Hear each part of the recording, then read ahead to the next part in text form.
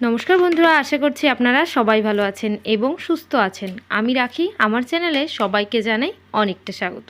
তো বন্ধুরা, আশা করছি আমার আজকের এই ভিডিও আপনাদের অনেকটা কাজে আসবে। যেহেতু সামনে দিওয়ালি আসছে, দিওয়ালিতে আমাদের কিন্তু প্রচুর ঘর সাজানোর ইচ্ছা হয়। ঘর ডেকোরেশনের যে ইচ্ছাটা আমাদের, সেই ইচ্ছাটার জন্য নানান রকম প্রদীপ, নানান ধরনের ক্যান্ডেল আমরা কিন্তু কিনে আনি।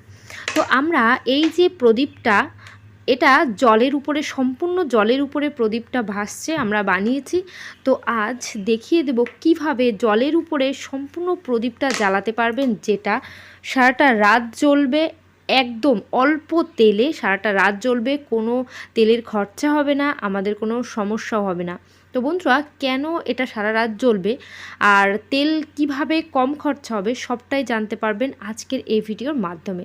তো চলেন, আমি এই জলের এই প্রদীপটা কিভাবে বানালাম সম্পূর্ণটাই আপনাদের সঙ্গে শেয়ার করি। তো বন্ধুরা, আমি কিন্তু চলে এসেছি আমার টিপসে। তো এখানে দেখতেই পাচ্ছেন বিভিন্ন ধরনের মাটির প্রদীপ দিওয়ালির আগে আমরা কিনে আনি, কারণ দিওয়ালিতে আমরা ঘর যেমন ডেকোরেশন করি, বাইরেটা যেমন করি, ঘরের ভেতরটাও তেমন করি। তো টুনি লাইটের সাহায্যে, কিন্তু যে ওই লাইটিংগুলো থাকে না, তার সাহায্যে বাইরেটা আমরা ডেকোরেশন করি, কিন্তু ঘরের ভেতরটা আমরা ওই লাইটগুলো দিয়ে কিন্তু ডেকোরেশন করতে পারি না। তার জন্য আমরা নানান ধরনের প্রদীপ কিনে আনি। তো মাটির প্রদীপ আমরা তো জ্বালাই, তো মাটির প্রদীপ ছাড়াও আমাদের ঘর আরও সুন্দরভাবে ডেকোরেশন করার জন্য আমরা কিভাবে জলের প্রদীপ তৈরি করব আজ সেটাই দেখে নেব। তো এইভাবে আমি কিন্তু এখানে কাচের বাটিতে দেখিয়ে দিচ্ছি, আপনারা কিন্তু অনেকটা করে কাচের বাটি নিতে পারেন, যেহেতু জল আমাদের কিনতে হচ্ছে না। তো সেই জল দিয়েই আমরা প্রদীপটা জ্বালাবো, আবার সেটা সারাটা রাত। তো কিভাবে, এখানে আমি 3টে পাত্র নিয়ে দেখিয়ে দিচ্ছি। এই প্রদীপের কিন্তু বিভিন্ন ধরনের আইডিয়া আছে, সবটাই শেয়ার করব। আপনাদের শুধু একটু খেয়াল করে ভিডিওটা দেখতে হবে এবং শুনতে হবে। তো আমি এখানে 3টে বাটির মধ্যে পরিমাণ মতো জল নিয়ে নিচ্ছি, মানে একটা বাটি ভর্তি জল আমাদের কিন্তু এখানে নিতে হবে। তো বন্ধুরা, এই যে বাটি ভর্তি জল নেওয়ার পর এর মধ্যে কিন্তু আরও কিছু কাজ আছে, সেটা কিন্তু স্কিপ না করে সম্পূর্ণ ভিডিওটাই দেখতে হবে। তবে কিন্তু বুঝতে পারবেন কিভাবে এই জলের প্রদীপগুলো আমরা জ্বালাবো, আবার সারাটা রাতও জ্বলবে। তো বন্ধুরা, এখানে বাটির মধ্যে জল ভর্তি করা হয়ে গেছে, সামান্য একটু ফাঁকা রাখবেন, একেবারে ভর্তি করবেন না। আর এখানে নিয়ে নিয়েছি তুলি কেন নিচ্ছি, তো বন্ধুরা আমাদের এখানে কালার নিতে হবে। তো অ্যাক্রিলিক যে কালারগুলো আছে, সেই কালার আপনাদের পছন্দ মতো, আমি এখানে 3টে বাটি নিয়েছি, পছন্দ মতো 3টে কালার নিয়ে নেব। তো এখানে লাল, হলুদ, সবুজ 3টে কালার আমি নিয়ে নিয়েছি। আপনারা যে কটা কাচের বাটি নেবেন সেই কটার মধ্যে ইচ্ছা মতো কালার কিন্তু অ্যাড করবেন, তাহলে দেখবেন কতটা সুন্দর হবে। এখানে হলুদ কালারটা নিয়ে আমি একটা বাটির মধ্যে জলের মধ্যে তুলিটা এইভাবে নাড়া দিলেই কিন্তু জলটা হলুদ হয়ে যাবে। এই একইভাবে পাশের দুটোর মধ্যে লাল এবং সবুজ কালারটা আমি মিশিয়ে নেব।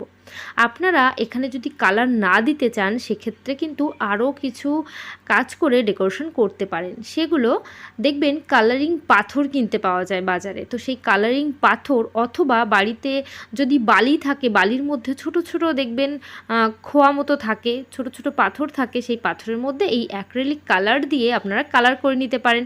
তো সেই কালার করা পাথরগুলো এই কাচের বাটির মধ্যে দিয়ে তার উপর প্রদীপটা যদি জ্বালান, তাহলে কিন্তু দেখতে দুর্ধর্ষ লাগবে।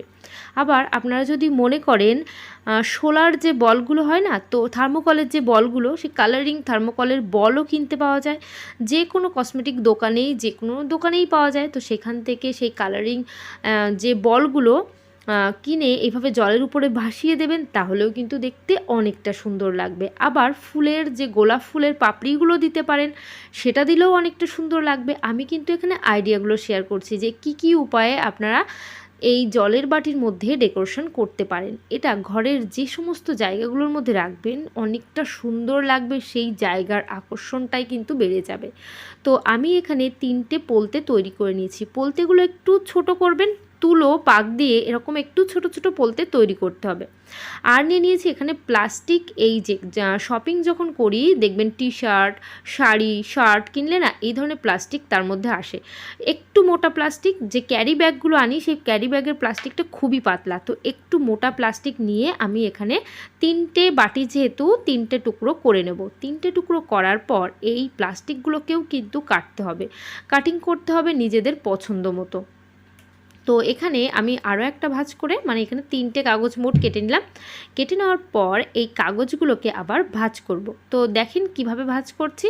এই যে ভাঁজটা করে নিলাম। ভাঁজ করার পর এই যে কর্নারের যে জায়গাটা, সেই কর্নারটাকে সামান্য একটু কেটে দিতে হবে, মানে এখানে একটা ছিদ্র করতে হবে। তো বন্ধুরা এখানে সামান্য একটু কেটে নিলাম।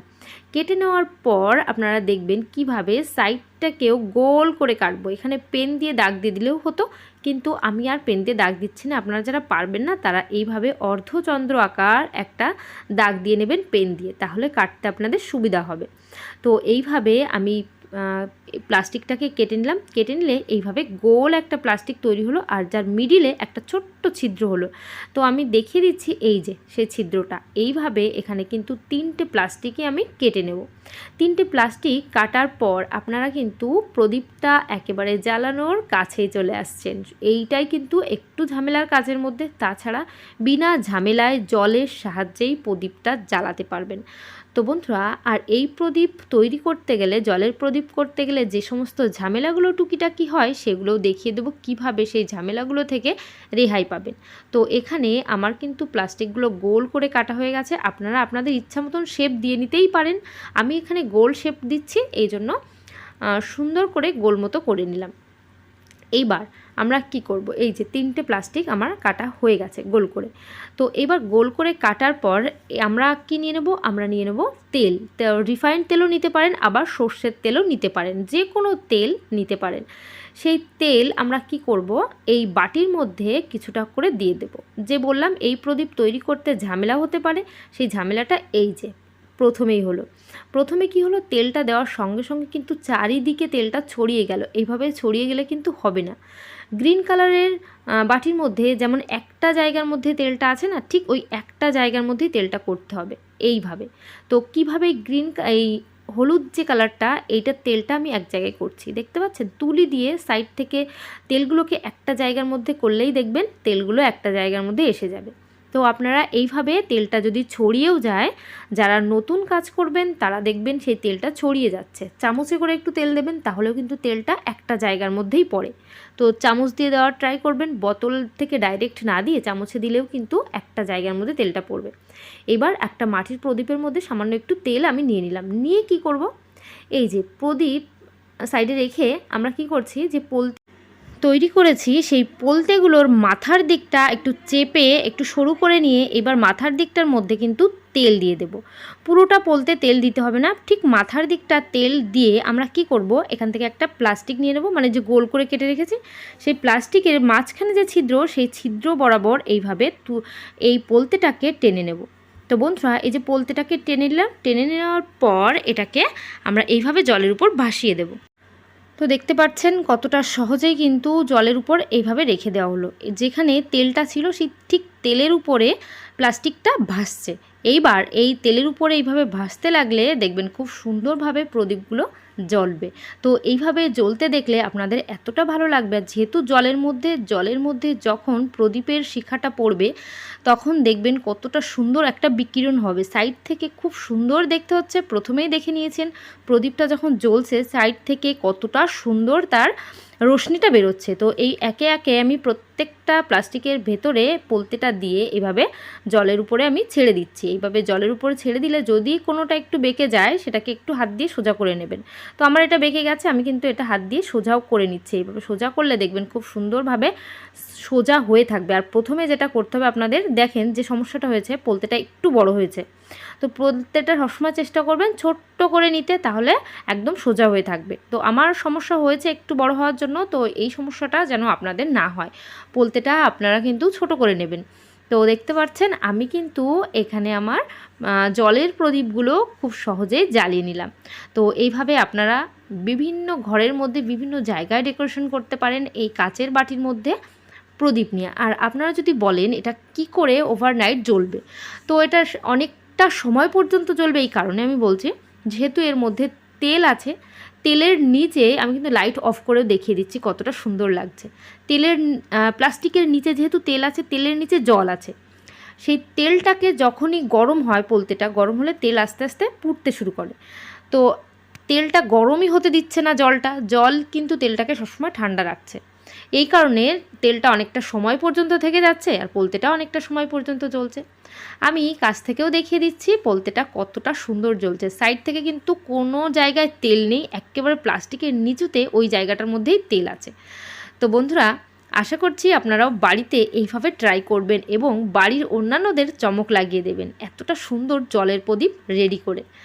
তো আমি এই ভিডিওটা আশা করব আপনাদের সবার কাজে আসবে, সবার ভালো লাগবে। যদি ভালো লাগে অবশ্যই কিন্তু আমাকে কমেন্ট করে জানিয়ে দিতে ভুলবেন না আমার ভিডিওটা আপনাদের কেমন লাগছে, আর কে কোথার থেকে দেখছেন অবশ্যই কমেন্ট করবেন, তাহলে আমি বুঝতে পারবো আমার ভিডিও কোথার থেকে সবাই দেখছে। ওই যে প্রথমে বললাম কতটা সুন্দর জলের মধ্যে প্রদীপটা জ্বলার কারণে একটা বিকিরণ সৃষ্টি হবে, দেখতে পাচ্ছেন কতটা সুন্দর লাইটিং হচ্ছে। তো বন্ধুরা, আশা করছি আপনাদের অনেকটা কাজে আসবে ভিডিওটা, ছোট্ট হলেও আপনাদের অনেকটাই উপকারে আসবে। তো আজকের ভিডিও এখানেই শেষ করলাম।